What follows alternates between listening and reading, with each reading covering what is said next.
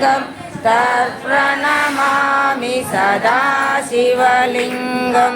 देवमुनिप्रवरार्चितलिङ्गं कामदहन करुणाकरलिङ्गं रावणदर्पविनाशकलिङ्गं तत्प्रणमामि सदा शिवलिङ्गं सर्वसुगन्धसुलेपितलिङ्गं बुद्धिविवर्धनकारणलिङ्गं सिद्धसुरासुरवन्दितलिङ्गं तर्पणमामि सदा शिवलिङ्गं कमहामणिभूषितलिङ्गं फणिपरिवेष्टितशोभितलिङ्गं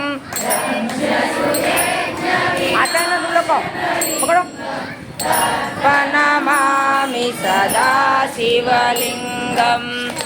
गोमचन्दनलेपितलिङ्गं पङ्कजहार सुशोभितलिङ्गं सञ्चितपापविनाशकलिङ्गं तत्प्रणमामि सदा शिवलिङ्गं शिवमुनार्चितसेवितलिङ्गं भावै भक्तिकरेव च लिङ्गं दिनकरकोटिप्रभाकरलिङ्गं तत्प्रणमामि